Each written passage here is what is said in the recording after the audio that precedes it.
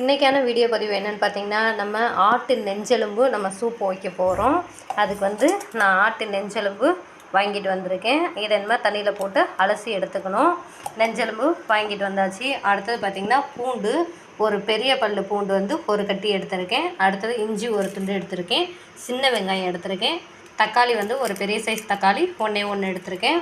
அடுத்தது மிளகுத்தூள் கொஞ்சம், சீரகத்தூள் கொஞ்சம் எடுத்துருக்கிறேன். அடுத்தது உப்பு. இதுதான் நமக்கு தேவையான பொருள். வாங்க இப்போ எப்படி செய்யலான்னு பார்க்கலாம். வந்து கறியை வந்து அலசி எடுத்துக்கலாம் தண்ணி ஊற்றி. இப்போது இந்த கறியை அலசி எடுத்துகிட்டு வந்துட்டோம் பாருங்கள். மஞ்சத்தூள் உப்பு போட்டு எல்லாம் 3 அலசி எடுத்துகிட்டு வந்தாச்சு. இப்போ இதை வந்து குக்கரில் கொட்டிக்கலாம். குக்கரில் போட்டுக்கலாம். நெஞ்செலும்பு சூப்பு குடித்தாலும் ரத்தம் வந்து ஊறும். ஹீமோக்ளோபின் வந்து இன்க்ரீஸ் பண்ணும். ஹீமோக்ளோபினை வந்து இன்க்ரீஸ் பண்ணுறது செவ்ரிட்டி. அடுத்தது பார்த்திங்கனாக்கா இந்த நெஞ்செலும்பு, அடுத்தது பார்த்திங்கன்னா ஈரடு, இது எல்லாமே சாப்பிட்டாலே வந்து இன்க்ரீஸ் ஆகும். ஹீமோக்ளோபினோட லெவலை வந்து இன்க்ரீஸ் பண்ணும். இப்போ நம்ம வந்து ஒரு 1/2 கிலோ அளவுக்கு ஆட்டு நெஞ்செலும்பு நம்ம எடுத்துருக்கோம். க்ளீன் பண்ணி நல்லா எடுத்தாச்சு. இது கூட வந்து என்னென்ன பொருள் போடலாம் அப்படின்றத பார்க்கலாம். நம்ம இப்போ இந்த வெங்காயம் தக்காளி ரெண்டத்தையுமே வந்து கொஞ்சம் குறப்பாக நல்லா அரைச்சி எடுத்துகிட்டு வர போகிறோம். மிக்ஸி சாரில் மாற்றியாச்சு. இதை நம்ம வந்து அரைச்சி எடுத்துக்கலாம். அரைச்சி எடுத்துகிட்டு வந்தாச்சு பாருங்கள். இதை வந்து நம்ம இதோட போட்டுடலாம், இந்த கறியோட போட்டுடலாம். அடுத்ததாக வந்து இந்த இஞ்சியும் பூண்டையும் நம்ம மிக்சியில் போட்டு அரைச்சி எடுத்துக்கலாம். இந்த இஞ்சியை வந்து சின்ன சின்ன துண்டுகளாக நம்ம கட் பண்ணிக்கலாம். இஞ்சி பூண்டையும் நல்லா அரைச்சி எடுத்தாச்சு. இதையும் இதோட சேர்த்துக்கலாம். இதையும் இது கூட சேர்த்துக்கலாம்.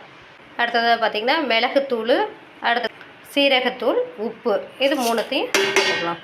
மஞ்சத்தூள் கொஞ்சம், ஃப்ரெஷ்ஷாக ஒடிச்சிட்டு வந்த கருவேப்பிலை, இதையும் உருவி சேர்த்துக்கலாம். இந்த கருவேப்பிலையும் இது கூட சேர்த்துக்கலாம். அடுத்ததாக வந்து புதினா, அடுத்தது கொத்தமல்லி, இதையும் போட்டுக்கலாம். போட்டு நம்ம இப்போ ஒரு சொம்பு தண்ணி வச்சுக்கலாம். நான் இதால் 1 டம்ளர் தண்ணி ஊற்றுறேன். சூப்புக்கு தேவையான அளவு தண்ணி ஊற்றினா போதும்.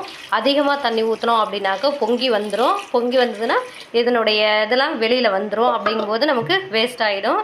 நமக்கு தேவையான அளவு மட்டும் தண்ணி ஊற்றணும். அதிகமாக தண்ணி ஊற்றிடக்கூடாது. கறிக்கும் கொஞ்சம் மேலே இருந்தால் போதும். நல்லா வெந்து வந்துடும். நம்ம இப்போ ஒரு 7-8 விசில் விடுற வரைக்கும் நம்ம வெயிட் பண்ணுவோம். ஓகே, இதை வந்து மூடியை போட்டு மூடி வச்சிடலாம். நான் வந்து இன்னும் கொஞ்சம் தண்ணி ஊற்றியிருக்கேன். கறி வந்து முழுகிற அளவுக்கு தண்ணி ஊற்றிருக்கேன். அவ்வளோதான், போதுமானது. இதுக்கு மேலே வைக்க வேணாம். இப்போ நம்ம மூடியை போட்டு மூடிடலாம். குக்கரை வந்து மூடி அடுப்பில் வச்சாச்சு. நம்ம வெயிட் பண்ணுவோம். ஒரு 7 விசில் வரட்டும். வந்ததுக்கப்புறம் வெயிட் பண்ணி சூப்பர் ரெடி ஆயிரும். நம்ம அப்புறம் குடிச்சிக்கலாம். ஓகே, குக்கர் நல்லா விசில் வருது. ஒரு 7 விசில் வந்துருச்சு. இன்னும் ஒரு 2 விசில் வரட்டும். வந்ததுக்கப்புறம் நம்ம ஆஃப் பண்ணிடலாம். ஆஃப் பண்ணிவிட்டு கொஞ்சம் நேரம் கழித்து நம்ம ஓப்பன் பண்ணி பார்ப்போம் எப்படி இருக்குது, எந்த அளவுக்கு வெந்திருக்கு அப்படின்ட்டு பார்க்கலாம். இப்போ சூப்பாக குடிச்சிட்டு அதுக்கப்புறம் நம்ம குழம்பு வச்சுக்கலாம். இப்போது விசில் அடங்கிடுச்சு. வாங்க ஓப்பன் பண்ணி பார்ப்போம். விசில் சத்தம் வரல பார்த்தீங்களா? விசில்லாம் அடங்கிடுச்சு. இப்போ ஓப்பன் பண்ணி பார்த்துடலாம். அடுப்பில் இருந்து இறக்கி வச்சாச்சு. இப்போ ஓப்பன் பண்ணுறேன்.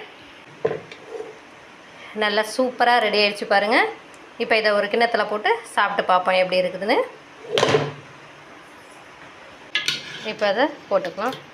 கறியும் கொஞ்சம் நம்ம எடுத்து போட்டுக்கலாம். அப்போ தான் சூப்பரத்துக்கு நல்லாயிருக்கும். அப்படியே எலும்பும் கறியுமாக இருக்குது பாருங்க. சாப்பிட்டு பார்ப்போம் எந்த அளவுக்கு டேஸ்ட் இருக்குன்னு. இப்போ நம்ம சூப்பு தண்ணியை ஊற்றிக்கலாம். இதில் மிளகு, சீரகம் எல்லாம் போட்டிருக்கிறதுனால உடம்பு வலிக்கு நல்லது, நெஞ்சு சளிக்கும் நல்லது. சளி இருமல் இருந்தாலும் போயிடும் இந்த சூப்பு குடித்தோம் அப்படின்னாக்க. ரத்த ஓட்டத்தையும் அதிகப்படுத்தும் இது. ஓகே, நம்ம இப்போ கொஞ்சம் சூடு ஆறட்டும். ஆறிட்டு எப்படி இருக்குன்னு பார்ப்போம். ஓகே,